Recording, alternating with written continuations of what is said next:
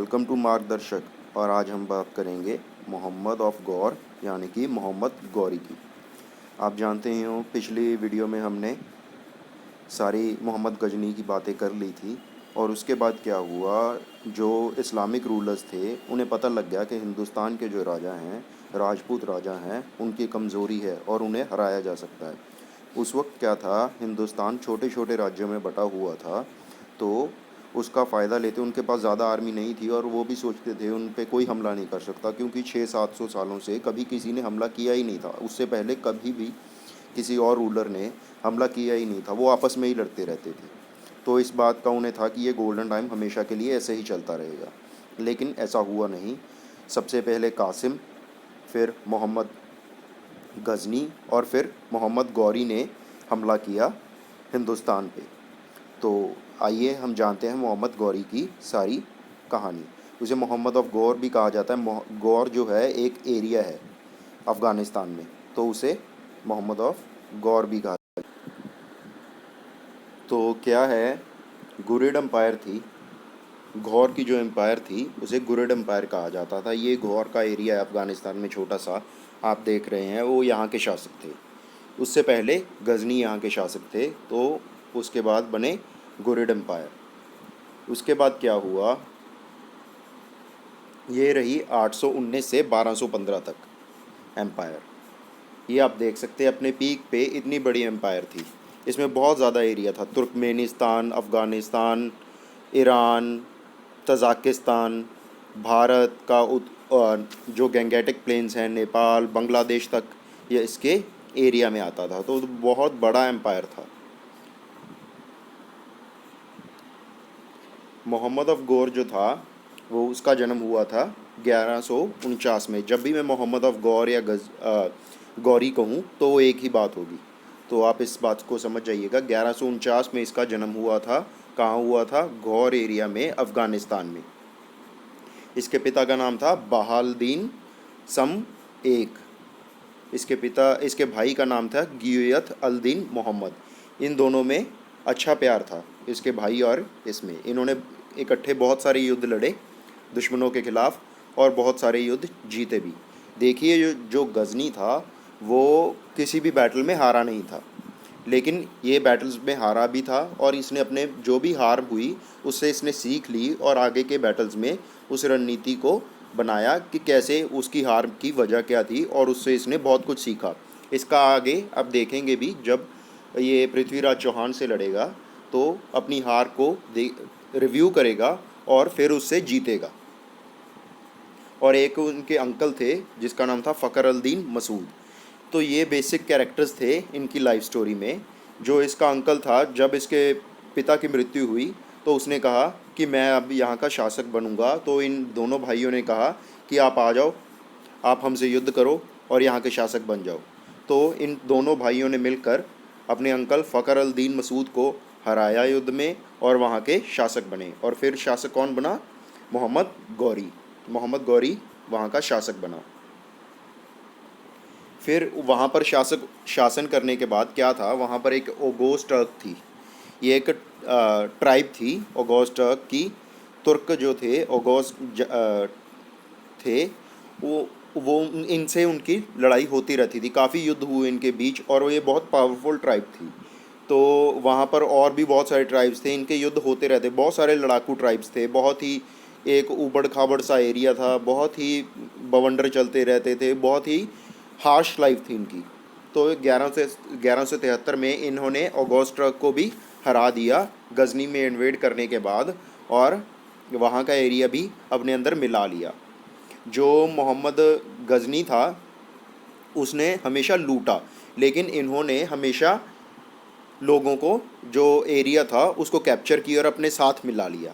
तो इन्होंने अपना एम्पायर एक्सपैंड किया इनका। फिर इन्होंने सोचा कि यहाँ पर तो लाइफ बड़ी हाश है, तो क्यों ना इंडिया में गजनी ने अगर हराया था तो हम भी हरा सकते हैं। तो इंडिया की तरफ इन्होंने रुख किया, क्योंकि ऐसा ही होता है ना, जब मुश्किल चीज़ हो जहाँ पर हम सोचते हैं कि वहाँ पर आसान है, हम वहाँ पर कर सकते हैं। तो ये इंडिया की तरफ आए, सेंट्रल एशिया की तरफ आए। सबसे पहले इन्होंने 1175 में मुल्तान को जीता, जो उस वक्त के हिंदुस्तान का एरिया था। फिर 76 में इन्होंने कच्छ रीजन को जीता। कच्छ रीजन जो गुजरात सिंध के पास था, जो प्रेजेंट डे गुजरात है उसके पास जो पाकिस्तान में एरिया है वो सिंध का एरिया है, वहाँ पर कच्छ रीजन जो है वो सारा इन्होंने जीत लिया। 1178 में इन्होंने गुजरात पे चढ़ाई करने की सोची, लेकिन वहाँ पर ये हार गए। देखिए, मैंने आपको पहले ही कहा था इन्होंने अपनी हार से हर बार कुछ ना कुछ सीखा। फिर इन्होंने अपनी आर्मी को और सशक्त किया, काफ़ी देर तक कहीं पर भी युद्ध नहीं किया। 1186 में इनकी बड़ी डिसाइसिव विक्ट्री थी, लाहौर की जीत हुई इनकी। लाहौर में गजनी की एम्पायर का अभी भी रूल था, तो इन्होंने वहाँ के जो भी रूलर थे उनको हराया और वहाँ के पे रूल किया। ये लाहौर बाद में इनकी राजधानी भी बना, तो लाहौर पे भी इन्होंने जीत हासिल कर ली। इसके बाद ही ये सेंट्रल एशिया में काफ़ी हद तक कामयाब हो सके जब इन्होंने लाहौर में राजधानी बनाई। तो इसके बाद आती है इनकी लाइफ स्टोरी का सबसे इम्पॉर्टेंट बैटल, जिसके बाद इन्होंने मुस्लिम राज हिंदुस्तान में स्थापित किया। देखिए, ये है पृथ्वीराज चौहान। इन्हें लास्ट रूलर, हिंदू रूलर भी कहा जाता है हिंदुस्तान का, क्योंकि इसके बाद 1857 तक कोई भी हिंदू रूलर इंडिया में नहीं आया, सेंट्रल एशिया में नहीं आया। ये आखिरी हिंदू रूलर थे। इनका नाम था पृथ्वीराज चौहान। बहुत ही काबिल, बहुत ही इंसाफ पसंद और बहुत ही अच्छे रूलर थे ये। बहुत ही अच्छे सोल्जर भी थे, मतलब बहुत अच्छे किंग, बहुत अच्छे सोल्जर, लड़ाई में बहुत ही निपुण।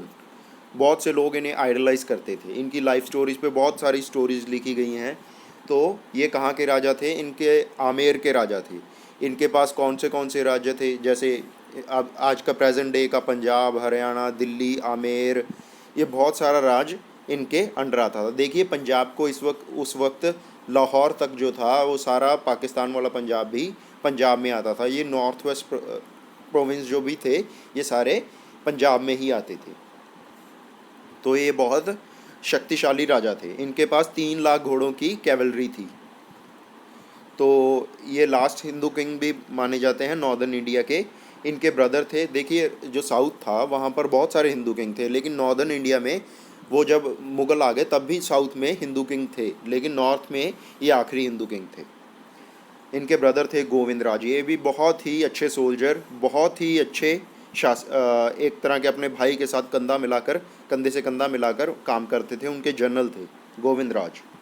इनके कोर्ट पोएट थे, बहुत ही मशहूर। इनकी लाइफ स्टोरी में जो इनकी स्टोरी बताई जाती है उसमें बहुत बड़ा रोल है जब इन्होंने मोहम्मद गौरी को मारा, चांद बरदई।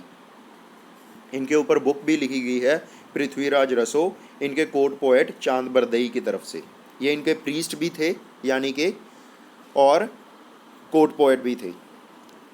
इसमें इन्होंने इनके संयोगिता के साथ प्यार, उनकी शादी और फिर इस युद्ध के बारे में भी बताया गया है। इनकी बायोग्राफी को डिटेल किया है चांद बरदई ने। उस वक्त कोर्ट पोएट ऐसा ही काम करते थे, जो रूलर होता है उसकी व्याख्या करते थे कि उसके इस तरह की लाइफ जीव नहीं रही है, ज़्यादातर उसकी तारीफ़ में ही लिखा जाता था। हमें इन्हीं बुक से पता लगता है कि इनकी लाइफ स्टोरी कैसी हुई। हमें कोई और रिकॉर्ड तो इनके हैं नहीं, क्योंकि हिस्ट्री डिस्टॉर्ट बहुत जल्दी होती है। तो मैं आपको बता देता हूँ, इनके साथ युद्ध हुआ था तराइन में। तराइन जो एरिया है प्रेजेंट डे हरियाणा जो है वहाँ पर है। ये आप देख सकते हैं, प्रेजेंट डे हरियाणा में तराइन एक जगह है जहाँ पर इनके 2 युद्ध हुए मोहम्मद गौरी के साथ। जो पहला बैटल ऑफ तरेन था, वो बहुत ही डिसाइसिव था। इनके पास बहुत बड़ी कैवलरी थी, मैंने आपको बताया 3 लाख घोड़ों की कैवलरी थी, बहुत निपुण सोल्जर्स थे।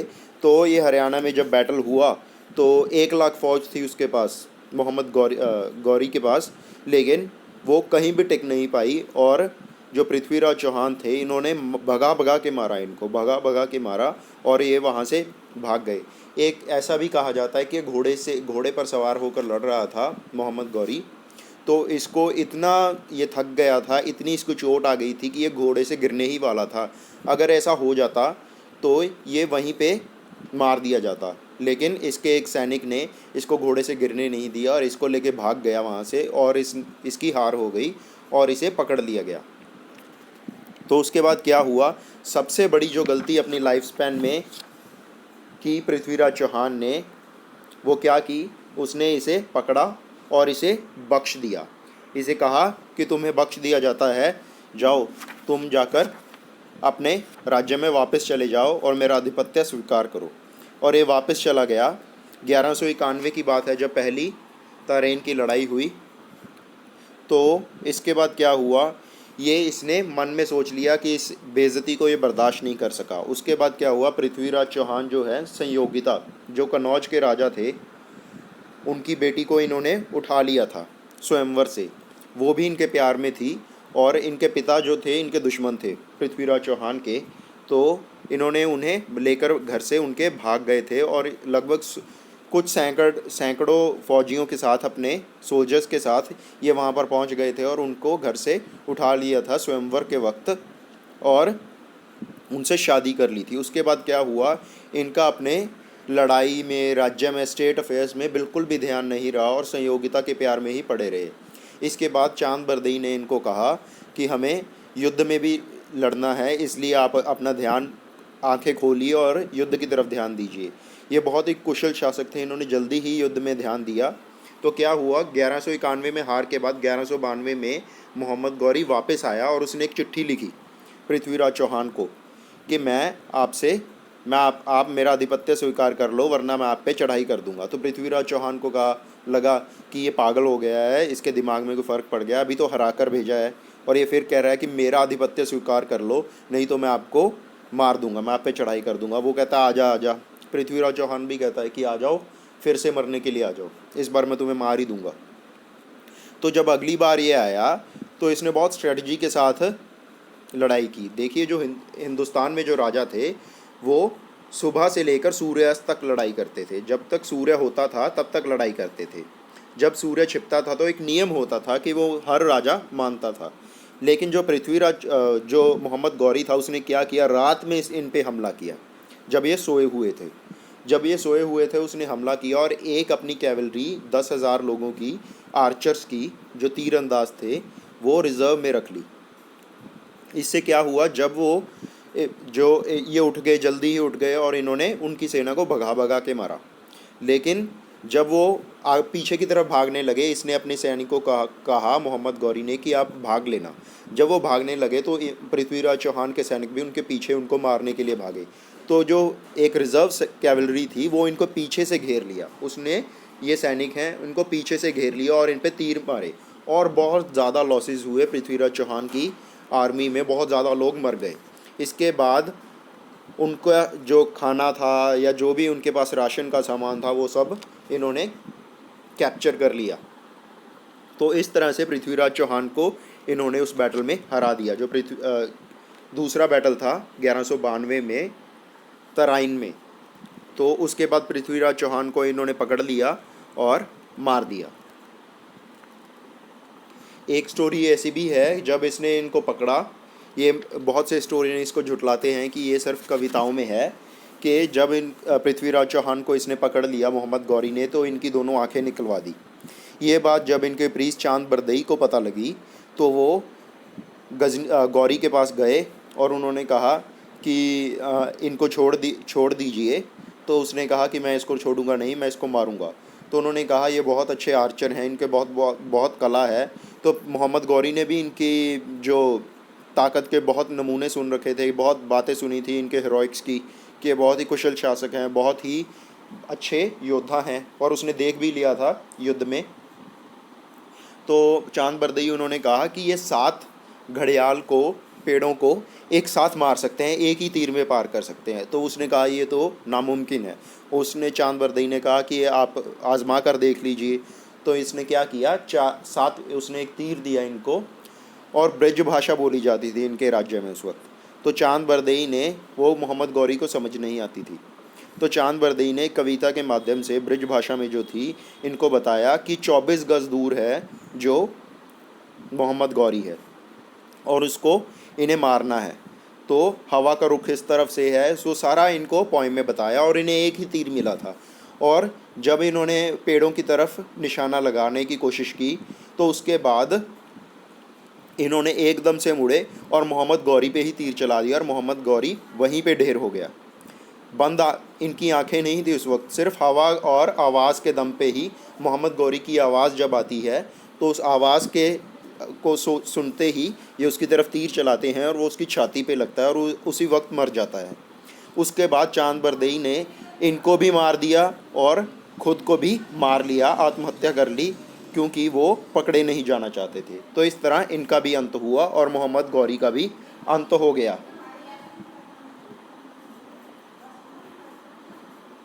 तो मोहम्मद गौरी भी इसमें मर गया। उसके मोहम्मद गौरी जब 1206, एक स्टोरी ऐसी भी है कि मोहम्मद गौरी जब बैटल जीत गया तो 1206 तक उसने राज्य किया। उसके बाद उसका एक स्लेव था कुतुबुद्दीन ऐबक, जो स्लेव डायनेस्टी का संस्थापक भी माना जाता है। कुतुबुद्दीन ऐबक वो उसका एक जनरल था और स्लेव था, तो जिससे स्लेव डायनेस्टी या ममलूक डायनेस्टी भी जिसे कहा जाता है उसकी स्थापना होगी। ममलूक का मतलब होता है स्लेव्स। तो जब वो वहाँ से चला गया तो इसे वहाँ का अधिकारी बना गया कि दिल्ली का राज्य अब से तुम संभालोगे और मैं वापस गजनी जा रहा हूँ। लेकिन रास्ते में जाते जाते ही जब ये नमाज़ पढ़ रहा था अपनी, तो इसे मार दिया गया। ये नहीं पता किसके द्वारा मार दिया गया, इसका कहीं कुछ भी जिक्र नहीं है, पर इसे मार दिया गया और इसका अंत हो गया। यही थी मोहम्मद गौरी की सारी कहानी। तो अगर आपको ये वीडियो अच्छा लगे तो प्लीज़ लाइक कीजिए, सब्सक्राइब कीजिए, ताकि मैं आपके लिए और आगे वीडियोस ला सकूं। इसके बाद हम देखेंगे स्लेव डायनेस्टी, फिर आगे डायनेस्टीज़ आएंगी, Sayyid, Lodi, Mamluk, slave dynasty Razia Sultan वाली है। इसके बाद और डायनेस्टीज़ आएंगी और 1857 में मुग़ल डायनेस्टी के अंत होगा। तो इसके बाद हम करेंगे वो। So that's it for now, bye, have a nice day. और ज़्यादा से ज़्यादा लाइक, सब्सक्राइब और शेयर कीजिए। Thank you.